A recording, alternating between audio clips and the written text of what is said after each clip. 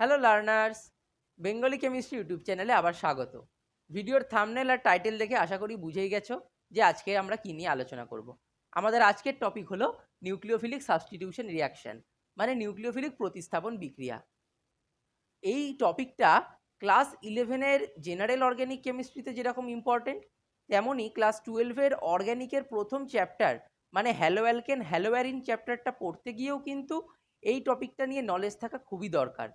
আর যারা কলেজে পড়ছো তাদের ক্ষেত্রে তো ইলেকট্রনিক এফেক্টস পড়ানোর পরেই প্রথম যে ক্লাস অফ রিয়াকশানসটা পড়ানো হয় সেটা হচ্ছে এই নিউক্লিওফিলিক সাবস্টিটিউশন রিয়াকশান। সুতরাং বুঝতেই পারছো আজকের এই টপিকটা কতটা ইম্পর্টেন্ট। তো চলো শুরু করা যাক।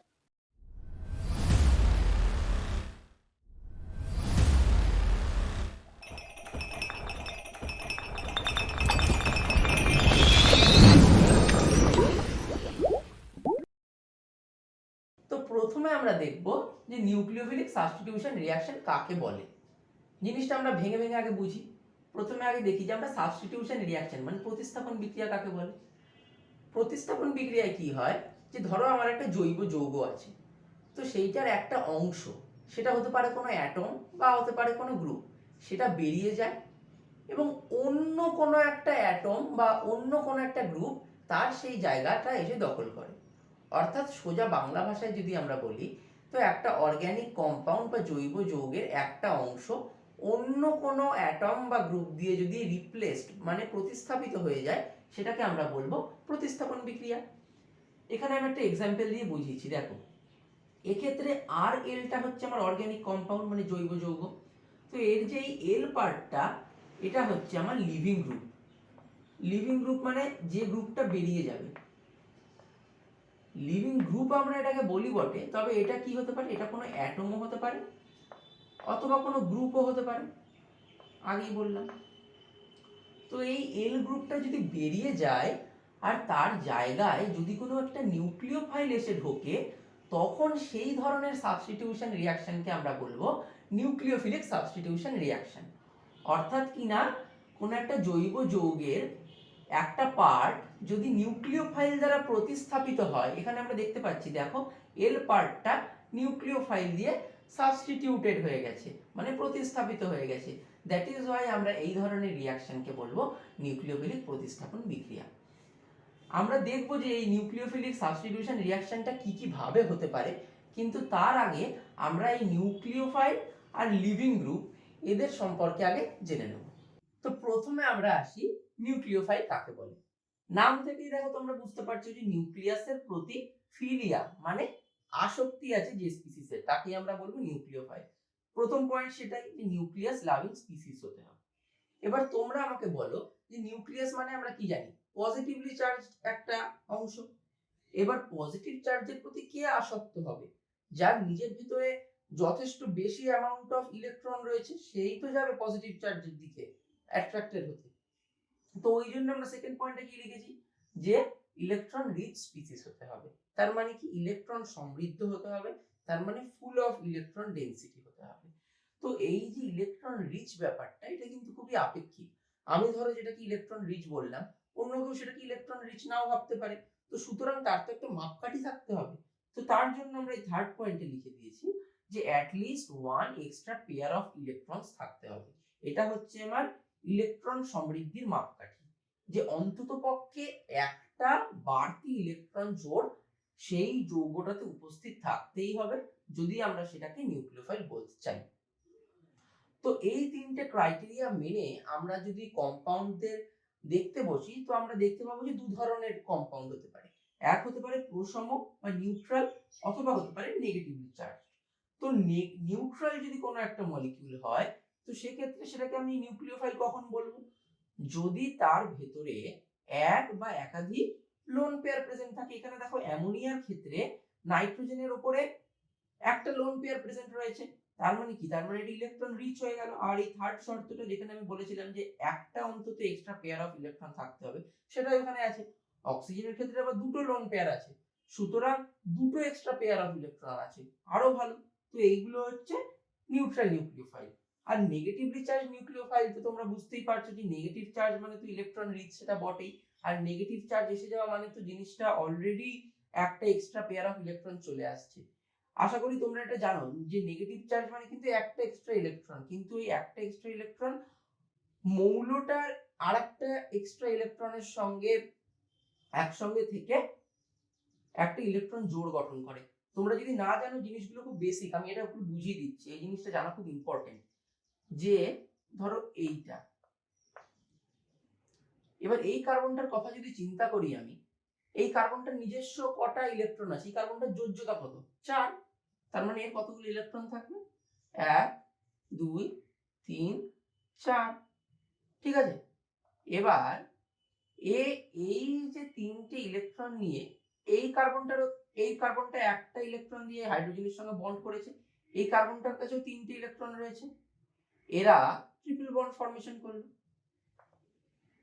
তাহলে এই কার্বনটার কাছে এখন আর কটা ইলেকট্রন থাকলো, একটা ইলেকট্রন। এই অবস্থায় কার্বনটার মাথায় কি কোনো চার্জ আসবে, কোনো চার্জ আসবে না, তার কারণ 4টি ইলেকট্রন থাকার কথা, 4টি ইলেকট্রনই আছে। দ্যাট ইজ ওয়াই আমার এই কার্বনটা আপাতত নিউট্রাল। এবার যদি আমি আরেকটা ইলেকট্রন অ্যাড করি, তাহলে কার্বনটার নিজস্ব কটা ইলেকট্রন হয়ে গেল, এইখানে কার্বনটার নিজস্ব ইলেকট্রন হয়ে গেল 5খানা। দেখো তার কারণ 3খানা বন্ড করেছে, আর এখানে একটা তার আগে থেকে ছিলই, আর আরেকটা আমি অ্যাড করেছি। সুতরাং 4টে থাকার কথা, 5টা ইলেকট্রন যখন এর কক্ষপথে চলে এলো, তখন আমরা এটাকে কি বলছি, মাইনাস চার্জ। তার কারণ 4টে থাকার কথা ছিল, এখন আছে 5টা, একটা বাড়তি ইলেকট্রন এর বহিস্থ কক্ষপথে রয়েছে, দ্যাট ইজ ওয়াই আমরা এখানে মাইনাস চার্জ দিলাম।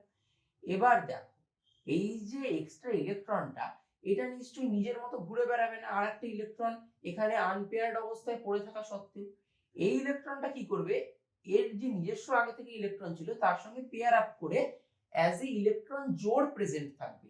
মানে এটা একটা তোমরা লোন পেয়ারের মতনই ভেবে নিতে পারো। লোন পেয়ারে যেরকম আমার দুটো ইলেকট্রন একসঙ্গে প্রেজেন্ট থাকে, কি নেগেটিভ চার্জেও সেরকম হচ্ছে এই একটা ইলেকট্রন মৌলটার নিজস্ব আগে থেকে যে ইলেকট্রনটা ছিল তার সঙ্গে জোড় হিসেবে উপস্থিত থাকে। বোঝা গেল, জিনিসটা ক্লিয়ার হয়ে গেল তো? তো এবার যেটা কনক্লুশন, এত কিছু মনে রাখতে হবে না, তোমরা শুধু জিনিস দুটো সংকেত দুটো যদি মনে রাখো, তাহলেই দেখবে তোমরা নিউক্লিওফাইল নিজেই করে দিতে পারছো। তো দেখো এই ধরনের নিউক্লিওফাইলকে আমরা কিভাবে রিপ্রেজেন্ট করব, এই ধরনের নিউক্লিওফাইলকে আমরা লিখবো এনিউ।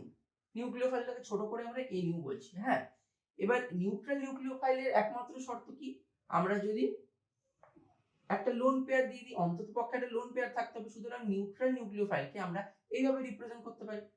আর নেগেটিভলি চার্জ নিউক্লিওফাইলকে আমরা তাহলে কিভাবে রিপ্রেজেন্ট করব, নেগেটিভ চার্জ নিউক্লিওফাইলকে আমরা তাহলে রিপ্রেজেন্ট করব এনিউ এর উপরে যদি আমরা একটা মাইনাস চার্জ বসিয়ে দিই। তো সুতরাং এই জিনিসটা খালি মনে রেখে দেবে যে নিউক্লিওফাইল আধার হতে পারে এনিউ ডট ডট, যেখানে হচ্ছে এটা লোন পেয়ার, সেক্ষেত্রে এটা নিউট্রাল হয়ে যাবে, অথবা এটা হতে পারে নেগেটিভ চার্জ, সেখানে ওখানে উপরে একটা মাইনাস চার্জ চলে আসবে। ক্লিয়ার হয়ে গেল? এবার আমরা আসি লিভিং গ্রুপে। তো লিভিং গ্রুপে আমরা কি দেখব, লিভিং গ্রুপে আমরা প্রথমে দেখব হাউ, মানে এই যে লিভিং গ্রুপটা আমার আছে সেটা কিভাবে বেরিয়ে যাচ্ছে। আর একটা জিনিস আমরা দেখব, সেটা হচ্ছে হোয়াই, মানে এই যে লিভিং গ্রুপটা যেটা থাকবে সেটা আমার কেনই বা বেরোচ্ছে। তো প্রথমে আমরা দেখি হাউ, মানে কিভাবে বেরোচ্ছে জিনিসটা। তো এই যে এল পার্টটা, সেটা এই আর পার্টের সঙ্গে একটা সমযোজী বন্ধনে যুক্ত থাকে, সেটা আমরা দেখতেই পাচ্ছি, মানে একটা কোভ্যালেন্ট বন্ড এখানে থাকবে। তো এই কোভ্যালেন্ট বন্ডের যে ইলেকট্রন জোড় আছে, তার মানে এর সঙ্গে দুটো ইলেকট্রন অ্যাটাচড রয়েছে এই কোভ্যালেন্ট বন্ডে। তো এই এল পার্টটা কি করবে, সে এই দুটো ইলেকট্রন নিয়ে বেরিয়ে যাবে। তো আমরা জিনিসটাকে এরকম ভাবে দেখাই যে এই যে বন্ডটা যেটা আছে, বন্ডটা নিয়ে সে বেরিয়ে যাচ্ছে, বন্ডটা নিয়ে বেরোচ্ছে মানে কি, বন্ডের দুটো ইলেকট্রন নিয়ে সে বেরিয়ে গেল। এবার তোমরা আমাকে বলো, এর নিজস্ব যতগুলো ইলেকট্রন ছিল, আর এইখানে এর নিজস্ব একটা ইলেকট্রন আছে, আর এর নিজস্ব একটা ইলেকট্রন আছে, যার ফলে এর একটা সমযোজী বন্ধন করেছে। এবার এ যদি এই বন্ডের দুটো ইলেকট্রনই নিয়ে চলে যায়, তার মানে এর কাছে একটা ইলেকট্রনের বাড়তি হয়ে গেল, এর আর এর ইলেকট্রনটা নিয়েছে, নিজের ইলেকট্রনটা নিয়েছে, তার মানে এর কাছে যদি একটা ইলেকট্রনের বাড়তি হয়ে যায়, তার মানে এখন কি আর এটা নিউট্রাল হিসেবে বেরোবে, এটা এখন কিভাবে বেরোবে, এটা এখন বেরোবে আমার মাইনাস চার্জ হিসাবে। তো এটা যদি মাইনাস চার্জ হিসেবে বেরোয়, তার মানে কি হলো, তার মানে হচ্ছে এই মাইনাস চার্জ হিসেবে যে বেরোচ্ছে সেটা আমার স্টেবল হতে হবে। অথবা আরেকটা কি হতে পারে, অথবা আরেকটা যেটা হতে পারে সেটা হচ্ছে এই এল এর মাথায় আমার পজিটিভ চার্জ থাকতে পারে। তো এল এর মাথায় যদি পজিটিভ চার্জ থাকে সেক্ষেত্রে তোমরা বুঝতেই পারছো যে পজিটিভ চার্জ মানে তো এমনি ইলেকট্রনের ঘাটতি, সুতরাং সে খুবই স্পন্টেনিয়াসলি, খুবই স্বতঃস্ফূর্তভাবে যে এই যে বন্ডের ইলেকট্রনটা সে নিজের কাছে নিয়ে সে কি হতে চাইবে, সে নিজে প্রসম হয়ে যেতে চাইবে। তার কারণ এর কাছে অলরেডি একটা ইলেকট্রনের ঘাটতি ছিল, এবার এই নিজস্ব ইলেকট্রন তো একটা নিলই, তার সঙ্গে যে আর এর ইলেকট্রনটা যে ছিল বন্ধনে সে সেটাও নিয়ে নিল, যার ফলে একটা ইলেকট্রনের এর কাছে এখন বাড়তি হয়ে এলো। তো এই বাড়তি ইলেকট্রন আর ঘাটতি ইলেকট্রন দুটো মিলিয়ে এই এল পার্টটাকে আবার প্রসম করে দিল। এবার তোমরা বলো যে হোয়াই, যে কেন একটা বন্ড সেটা ভাঙবে। তো এটার অবভিয়াস রিজন হচ্ছে যে বন্ডটা আমার উইক, দুর্বল যদি কোনো একটা বন্ধন হয় তাহলে সেটা খুব সহজেই ভেঙে যাবে। তো আরেকটা যেটা পয়েন্ট ইম্পর্টেন্ট সেটা হচ্ছে এই যে এল পার্টটা তার স্টেবিলিটি, এল পার্টটা আমার রিয়াকশনের পর স্টেবল হওয়ার জন্যই কিন্তু এই বন্ডটা ভাঙছে। এই এল পার্টটা যদি আমার স্টেবল না হতো তাহলে কি আমার রিয়াকশনটা এদিকে এগোতো না। তো সুতরাং এই এল পার্টটা কেন স্টেবল, এক হতে পারে যদি এল পার্টের সঙ্গে কোনো হাইলি ইলেকট্রোনেগেটিভ এলিমেন্ট যুক্ত থাকে, অর্থাৎ ধরো অক্সিজেন কিংবা আয়োডিন কিংবা ধরো ব্রোমিন, এরকম খুবই হাইলি ইলেকট্রোনেগেটিভ এলিমেন্ট যদি এল পার্টটাতে থাকে তো তখন এল পার্টটা আমার মাইনাস চার্জ হয়েও স্টেবল হবে। তো যার ফলে আমার এই এল মাইনাসটা স্টেবিলিটি আসছে আর রিঅ্যাকশনটা এদিকে যাবে। আর একটা জিনিস হতে পারে কি, আমার এল পার্টটা আমার পজিটিভলি চার্জ, যেমন আমি এখানে দেখিয়েছি, সেক্ষেত্রে এটার ইলেকট্রনের ঘাটতি অলরেডি আছেই, সুতরাং এটা এই অবস্থায় আনস্টেবল। এ যদি নিউট্রাল হয়ে যেতে পারে তাহলে সেই এল পার্টটা আমার স্টেবল হয়ে যাবে। সুতরাং এ আগে নিজের কথা ভাববে, এ আগে দেখবে যে আমার মাথায় পজিটিভ চার্জ আছে, আমি আগে নিজে দুটো ইলেকট্রন নিয়ে আগে আমি নিজে স্টেবল হই। সুতরাং নিজে যখন দুটো ইলেকট্রন নিয়ে নিলে স্টেবল হয়ে গেল, তার ফলে আমার রিঅ্যাকশনটা সামনের দিকে এগোবে। সুতরাং অল টোটালে যা দাঁড়াচ্ছে সেটা হচ্ছে আমার এল পার্টটা আমার আইদার হতে পারে নিউট্রাল অথবা আমার হতে পারে পজিটিভলি চার্জ।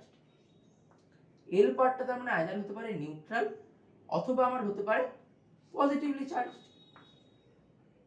ওকে, নিউট্রাল যদি এল পার্টটা হয় তাহলে কিন্তু সেক্ষেত্রে এটা এল মাইনাস হিসাবে বেরোবে এবং খুবই হাইলি ইলেকট্রোনেগেটিভ এলিমেন্ট এটাতে প্রেজেন্ট থাকতে হবে এই এল পার্টটাকে স্টেবল করার জন্য, তার কারণ এর মাথায় একটা মাইনাস চার্জ আছে। ক্লিয়ার? এইখানে যে এল আর এল প্লাস যে লিখেছি এটা কিন্তু রিঅ্যাকটেন্টে এটার চার্জ। ওকে, তো আমরা অল ওভার পুরোটা যদি সামারাইজ করি তাহলে আমরা কি দেখতে পেলাম, আমরা দেখতে পেলাম যে আমাদের নিউক্লিওফাইল হতে পারে নিউট্রাল উইথ লোন পেয়ার, অথবা নিউট্রাল যদি না হয় সেই ক্ষেত্রে আমার এটা হতে হবে নেগেটিভলি চার্জড। আর এদিকে আমার এল পার্টটা কি হতে পারে, এল পার্টটা আমার রিঅ্যাকটেন্টে হতে পারে আইদার নিউট্রাল, সেক্ষেত্রে এর সঙ্গে একটা হাইলি ইলেকট্রোনেগেটিভ এলিমেন্ট থাকতে হবে যাতে আমার এল মাইনাস স্টেবল হয়, অথবা আমার হতে পারে এল এর উপরে পজিটিভলি চার্জ, সেক্ষেত্রে এটা নিউট্রাল হয়ে স্টেবল হয়ে যাচ্ছে। তো এই যে নিউক্লিওফাইলটা দুভাবে থাকতে পারে আর লিভিং গ্রুপটারও যে এই দু ধরনের কন্ডিশনে থাকতে পারে, তো এই বিকারকের দু ধরনের কন্ডিশনের উপর ভিত্তি করে আমরা পারমুটেশন কম্বিনেশন করে টোটাল 4 ধরনের বিক্রিয়া কন্ডিশন আমরা বার করতে পারি। তো চলো এবার আমরা দেখি যে এই 4টে বিক্রিয়া কন্ডিশন কি কি। তো লিভিং গ্রুপ আর নিউক্লিওফাইল এদের দুজনের চার্জের উপর ভিত্তি করে আমরা নিউক্লিওফিলিক সাবস্টিটিউশন রিঅ্যাকশনকে এই 4টে ক্যাটাগরিতে ফেলতে পারি। আমি 4টে ক্যাটাগরিরই 4টে এক্সাম্পল দিয়ে বুঝিয়েছি। পরবর্তীতে তোমরা যে কোনো নিউক্লিওফিলিক সাবস্টিটিউশন রিঅ্যাকশন করো না কেন এই 4টের মধ্যে কোনো না কোনো একটা ক্যাটাগরিতেই সেই রিঅ্যাকশনটা পড়বে। তো কি এই 4টে ক্যাটাগরি, এক এক করে আসো আমরা দেখি। প্রথমে আমরা কি দেখতে পাচ্ছি, এক নম্বরে আমাদের আছে CH3X। তো এখানে Xটা কি লিভিং গ্রুপ, তো আমাদের লিভিং গ্রুপ এখানে নিউট্রাল দেখতে পাচ্ছি, তার মানে এটা হচ্ছে আমার কোন ক্যাটাগরিতে পড়বে, আর এল, যেখানে এলটা আমার নিউট্রাল। আর নিউক্লিওফাইলটা কি, নিউক্লিওফাইলটা আমার নেগেটিভলি চার্জড, সুতরাং নিউক্লিওফাইলটা আমার হয়ে যাচ্ছে এখানে নেগেটিভলি চার্জড। তো এবার তোমরা বলো যে এই এক্সটাকে যদি লিভিং গ্রুপ হিসাবে আমরা ব্যবহার করতে চাই তাহলে এক্সটার কি হতে হবে, ইলেকট্রোনেগেটিভিটি হাই হতে হবে, তার কারণ রিঅ্যাকশনের শেষে এই এক্সটা এক্স মাইনাস হিসাবে এক্সিস্ট করবে। মাইনাস হিসাবে যদি এক্সিস্ট করতে হয় তার মানে এটা নিশ্চয়ই ইলেকট্রোনেগেটিভিটি যথেষ্ট বেশি। এবার আসি সেকেন্ড ক্যাটাগরিতে। সেকেন্ড ক্যাটাগরিতে আমরা কি দেখছি? সেকেন্ড ক্যাটাগরিতে আমরা দেখছি এটা তো আর.এল আগের মতনই, তো এখানে লিখে দিই আমরা আর.এল। কিন্তু এখানে নিউক্লিওফাইলটা কি হয়ে গেছে? আগেরটাতে আমাদের নিউক্লিওফাইল ছিল নেগেটিভলি চার্জ, এইটাতে আমাদের নিউক্লিওফাইল তাহলে হয়ে গেল নিউট্রাল, কিন্তু লোন পেয়ার কন্টেনিং। তার কারণ নাইট্রোজেনের এখানে দেখো লোন পেয়ার আছে, সেটাই তো আমাদের নিউক্লিওফাইলের শর্ত। আমার একটা নিউট্রাল যদি একটা নিউক্লিওফাইলকে হতে হয় তাহলে সেখানে অ্যাটলিস্ট একটা লোন পেয়ার থাকতেই হবে। এই হয়ে গেল আমাদের সেকেন্ড শর্ত। থার্ড শর্ত কি? থার্ড ক্যাটাগরি হচ্ছে আমার লিভিং গ্রুপটা পজিটিভলি চার্জড। তার মানে কি? তার মানে যে আর এল প্লাস। ওকে, এবার এই লিভিং গ্রুপটা যদি পজিটিভলি চার্জড হয় তার আবার দুটো কেস। এই দেখো পরেরটাতেও দেখো লিভিং গ্রুপটা পজিটিভলি চার্জড, তার কারণ এখানে নাইট্রোজেনের মাথায় প্লাস চার্জ আছে, সুতরাং এই লিভিং গ্রুপটা আমার পজিটিভলি চার্জড হয়ে যাচ্ছে। সেটার আবার দুখানা শর্ত হবে এই আগেরটার মতনই। একটাতে আমার নিউক্লিওফাইল হবে নেগেটিভলি চার্জড যেমন এইটাতে, আর একটাতে আমার নিউক্লিওফাইল হবে neutral but lone pair containing এইটার মতনই। এইটাতে দেখো সালফারের মাথায় দেখো কটা আছে, দুটো লোন পেয়ার আছে, সুতরাং এটা লোন পেয়ার কন্টেনিং।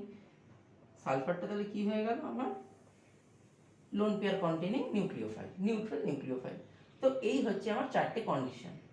তো এইবার আমরা যেটা দেখব সেটা হচ্ছে এই রিয়াকশনটা হচ্ছে কিভাবে। আমি তোমাদেরকে দেখো আগেই বললাম যে এই এল যে লিভিং গ্রুপটা আছে এটা কি করে, এটা এই ইলেকট্রন জোড়টাকে নিয়ে এই কম্পাউন্ডের ক্ষেত্রে দেখাচ্ছি, হ্যাঁ, এটা এই ইলেকট্রন জোড়টা নিয়ে বেরিয়ে যায়। তো এই ইলেকট্রন জোড়টা নিয়ে যদি বেরিয়ে যায় তাহলে এটা কি হিসাবে বেরোবে? এক্স মাইনাস হিসাবে বেরোবে। তখন কি হবে? তখন কি হবে? এই যে আর পার্টটা, এখানে আর পার্টটা কি? এখানে আর পার্টটা হচ্ছে এই মিথাইলটা, CH3 অংশটা। তো এই CH3টা তখন কি হবে? ইলেকট্রন ডেফিসিয়েন্ট হয়ে যাবে, তার কারণ এটার থেকে তো একটা সমযোজী বন্ধন নিয়ে নিয়েছে। তার মানে কি? এটা এখন একটা সমযোজী বন্ধন ল্যাক করছে, এটা এখনো একটা সমযোজী বন্ধন বানাতে হবে এটাকে স্টেবল হতে গেলে। তার মানে এটা যেহেতু এখন ইলেকট্রন ডেফিসিয়েন্ট হয়ে গেল, বা তোমরা ভাবতে পারো এটাকে পজিটিভলি চার্জড হিসাবে, যেহেতু এটা একটা electron deficient positive charge centre হয়ে গেল, তো তখন আমার এই নিউক্লিওফাইলগুলো কি করবে? নিউক্লিওফাইল আমার যেহেতু নেগেটিভলি চার্জ অথবা সেখানে যেহেতু লোন পেয়ার হিসাবে একটা ইলেকট্রন ডেনসিটি আছে, অর্থাৎ মোদ্দা কথা এটা যেহেতু একটা ইলেকট্রন সমৃদ্ধ স্পিসিস, এটা এই ইলেকট্রনটা দিয়ে দেবে এই কার্বনটাকে, যার ফলে কি হবে? যার ফলে এই অক্সিজেন আর কার্বনের মধ্যে একটা সমযোজী বন্ধন তৈরি হবে। সেকেন্ড কেসটাতে দেখো কি হয়েছে, এখানে নাইট্রোজেন নিজের লোন পেয়ারটা দিয়ে দিয়েছে CH3 কে, যার ফলে যখন X মাইনাস হিসাবে যখন বেরিয়ে গেছে তখন নাইট্রোজেন আর কার্বনের মধ্যে বন্ড তৈরি হয়েছে। থার্ড আর ফোর্থ কেসটাও আমাদের একই রকম ভাবে OH মাইনাস নিজের লোন পেয়ার মানে নিজের নেগেটিভ চার্জটা এই কার্বনটাকে দিয়ে দিচ্ছে, আর এখানে সালফারের মাথায় যে লোন পেয়ারটা আছে সেটা এই কার্বনটাকে দিয়ে দিচ্ছে, যার ফলে নিউক্লিওফাইল আর কার্বনের মধ্যে সমযোজী বন্ধন তৈরি হচ্ছে, যেরকম আমি এখানে তোমাদেরকে দেখিয়েছিলাম। এবার কথা হচ্ছে সমযোজী বন্ধনের পরে আমার এই নিউক্লিওফাইলের যে কোনো একটা অ্যাটম তার মাথায় চার্জটা কি হচ্ছে। তো দেখো এখানে যখন এক্স মাইনাসটা যখন চলে গেল তখন এক্স মাইনাসটা তো মাইনাস হিসেবে বেরোচ্ছে, আর তাহলে এখানে প্লাস চার্জ হয়ে গেল, আর অক্সিজেনের মাথায় নেগেটিভ চার্জ আছে। তো এই ইলেকট্রন বেশি থাকা অবস্থায় সে যদি নিজের নেগেটিভ চার্জটাকে দিয়ে দেয় তাহলে আগে এর এখানে কি ছিল? ইলেকট্রনের আধিক্য ছিল, এটা নেগেটিভ চার্জ ছিল, তাহলে ইলেকট্রন দেওয়ার পর তাহলে এটা কি হয়ে যাবে? নিউট্রাল হয়ে গেল, প্রসম হয়ে গেল। আর নিউট্রাল নিউক্লিওফাইলের ক্ষেত্রে কি হয়? নিউট্রাল নিউক্লিওফাইলের মধ্যে এর কাছে কিন্তু ইলেকট্রন ডেনসিটি ছিল কিন্তু অ্যাজ এ লোন পেয়ার ছিল, কোনো চার্জ ছিল না। তার মানে এই যে নিউক্লিওফাইলটা সেটা কিন্তু বাই ইটসেলফ কিন্তু ছিল এটা কি বলো? বাই ইটসেলফ এটা ছিল হচ্ছে নিউট্রাল, বাই ইটসেলফ এটা নিউট্রাল ছিল, কিন্তু এই ইলেকট্রনটা দিয়ে দেওয়ার পর তাহলে কি হলো? তাহলে এখানে তাহলে ইলেকট্রনের ঘাটতি হয়ে গেল, যার ফলে এটার মাথায় চলে আসবে প্লাস চার্জ।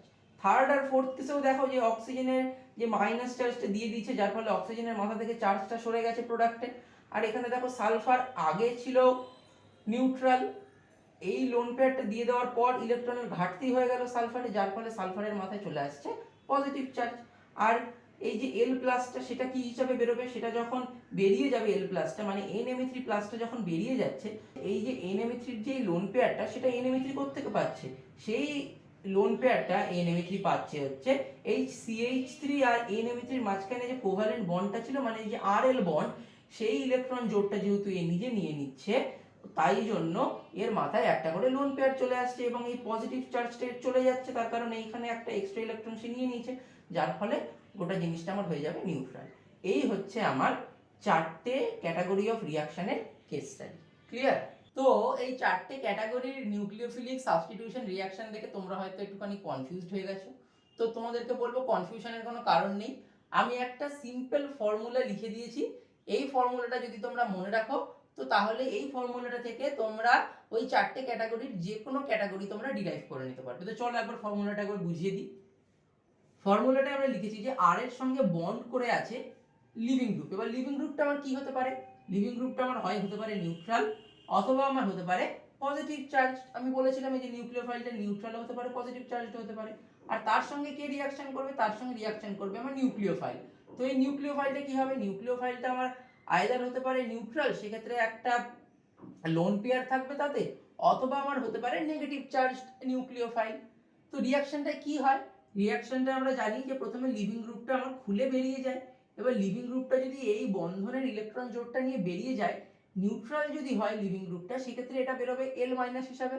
আর প্লাস যদি হয় সেক্ষেত্রে এটা এই ইলেকট্রনটা নেওয়ার পর নিউট্রাল হয়ে যাবে, ওই জন্য L হিসাবে বেরিয়ে যাবে, চার্জটা কি হলো এর প্রশমিত হয়ে গেল। আর তখন কি হবে? তখন আমার এই আর পার্টটা তখন আমার ইলেকট্রন ডেফিসিয়েন্ট হয়ে যাচ্ছে, তার ফলে এর এই যে ইলেকট্রন ডেফিসিয়েন্সি সেটা পূরণ করবে কে? নিউক্লিওফাইল। সেই নিউক্লিওফাইল হয় নিউট্রাল নিউক্লিওফাইল হলে কি হবে? সে নিজের লোন পেয়ারটাই আর পার্টটাকে দিয়ে দেবে এবং যার ফলে সে নিজে পজিটিভলি চার্জড হয়ে যাবে এবং আর এর সঙ্গে একটা কোভ্যালেন্ট বন্ড গঠন করবে। অথবা সে যদি নেগেটিভ চার্জ নিউক্লিওফাইল হয়, তাহলে সে এই আর পার্টটাকে ইলেকট্রনটা দিয়ে সে আর এর সঙ্গে একটা কোভ্যালেন্ট বন্ড গঠন করবে এবং সে নিজে কি হয়ে যাবে? তখন নেগেটিভ চার্জ থেকে নিউট্রাল হয়ে যাবে। তো এই ফর্মুলাটা যদি তোমরা মনে রাখো, তো এখান থেকে তোমরা যে কোনো চারটে ক্যাটাগরির মধ্যে যে কোনো তোমরা ঠিক বার করে নিতে পারবে। তো এই ফর্মুলাটা যদি তোমরা মনে রাখো, তো এই ফর্মুলাটা থেকে তোমরা চারটে ক্যাটাগরির যে কোনো ক্যাটাগরি তোমরা ডিরাইভ করে নিতে পারবে। ক্লিয়ার হয়ে গেল? এইবার আমরা দেখব যে অ্যালিফ্যাটিক সিস্টেমে আমার এই যে চারটে ক্যাটাগরির আমি যে সাবস্টিটিউশন রিয়াকশন বললাম নিউক্লিওফিলিকের ক্ষেত্রে, তো সেটা কি কি ভাবে হতে পারে। সেটা মেইনলি দুভাবে হয়, আরো দু এক রকম হয় আছে, তবে সেগুলো খুবই রেয়ার কেস, সেগুলো আমি পরে এক্সেপশন হিসেবে বলে দেবো। তো মেইনলি হয় SN1 আর হয় SN2। তো আমি এই ফুল ফর্মগুলো বলছি, কিন্তু তার আগে একবার লেখার ধরনটার উপর একটুখানি ফোকাস করো যে কিভাবে লেখাটা লিখতে হয় SN1 আর SN2। এসটাকে তোমরা ক্যাপিটালে লিখবে এবং তার সাবস্ক্রিপ্টে লিখবে ক্যাপিটাল N। এটা কিন্তু যেন নিচে হয়, সাবস্ক্রিপ্টে হয়, এটা কিন্তু S আর N যেন একই সঙ্গে তোমরা লিখে দেবে না। আমি অনেককে দেখেছি তারা এরকম ভাবে SN লেখে, SN লেখে দিয়ে তারপরে ধরো 2টাকে এরকম উপরে স্কোয়ারের মতো করে লিখে দেয়, এরকম ভাবে কিন্তু লেখা যাবে না। আবার অনেকে আবার Nটাকে ছোট হাতের লিখে, এইসব কিন্তু হবে না। যেরকম ভাবে লেখার স্টাইলটা অ্যাকর্ডিং টু সেরকমই আমাদের লিখতে হবে। তো ক্যাপিটাল S লিখব, তার সাবস্ক্রিপ্টে আমরা N লিখব এবং তারপর এই যে 1 বা 2 যে নাম্বারটা হবে সেটা S এর সঙ্গে একই সেম সাইজে আমরা লিখব। ক্লিয়ার হয়ে গেল? এবার SN1 বা SN2 কথাটার কি মানে? SN কথাটার মানে তো দেখো এখানে বুঝতেই পারছো, সাবস্টিটিউশন নিউক্লিওফিলিক। এটা যেহেতু একটা সাবস্টিটিউশন রিঅ্যাকশন ওই জন্য এখানে S লিখেছি, আর যেহেতু একটা নিউক্লিওফিলিক সাবস্টিটিউশন ওই জন্য নিউক্লিওফিলিক কথাটা লিখে দিয়েছি আমার সাবস্ক্রিপ্টে। এবার 1 আর 2 এই দুটোর কথার মানে কি? এই দুটো কথার মানে হচ্ছে 1 মানে ইউনিমলিকুলার, তার মানে SN1টা হচ্ছে একটা ইউনিমলিকুলার রিঅ্যাকশন, আর 2 মানে হচ্ছে বাইমলিকুলার, তার মানে SN2টা হচ্ছে একটা বাইমলিকুলার রিঅ্যাকশন। তার মানে SN1 এর পুরো ফর্ম কি? Substitution nucleophilic ইউনিমলিকুলার। আর SN2 এর পুরো ফর্ম কি? Substitution nucleophilic bimolecular. Okay, clear? তো এইবার কথা হচ্ছে যে ইউনিমলিকুলার বাইমলিকুলার এগুলো কি?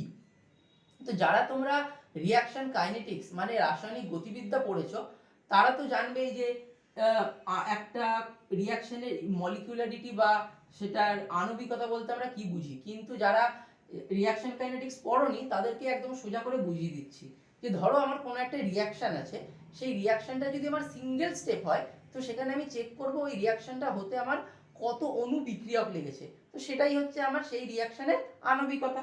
ধরো পার্টিকুলার এই রিয়াকশনটা A প্লাস বি, সেখান থেকে আমি C প্লাস ডি তৈরি করেছি। তো এই যে রিয়াকশনটা ধরে নিচ্ছি এটা আমার একটা সিঙ্গেল স্টেপ রিয়াকশন, ওকে। তো এই যে সিঙ্গেল স্টেপ রিয়াকশনটা হচ্ছে, সিঙ্গেল স্টেপ রিয়াকশন মানে একই স্টেপে আমার এই রিয়াকশনটা হয়ে যাচ্ছে। তো এই রিয়াকশনটায় আমার কতগুলো বিক্রিয়ক অণু লাগছে, একটা A অণু লাগছে, একটা B অণু লাগছে। সুতরাং এই বিক্রিয়ার আণবিকতা বা এই বিক্রিয়ার মলিকুলারিটি কি হবে, 2 হবে।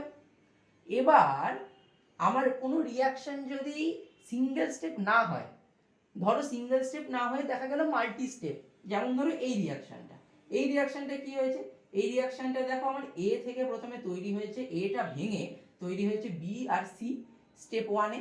তারপরে স্টেপ 2 তে কি হয়েছে, এইখানে যে বিটা তৈরি হয়েছিল এই বিটা আবার অন্য আর একটা রিয়াক্টেন্ট বা বিক্রিয়ক অণু ডি এর সঙ্গে কম্বাইন করে তৈরি করেছে ই। সুতরাং আমার ওভারঅল রিয়াকশনটা যদি আমি দেখি, বিটা যেহেতু আমার প্রোডাক্ট আর রিয়াক্টেন্ট দুটোতেই আছে ওই জন্য এটা কেটে যাবে। আমার ওভারঅল রিয়াকশনটা হবে A plus D is equal to C plus E.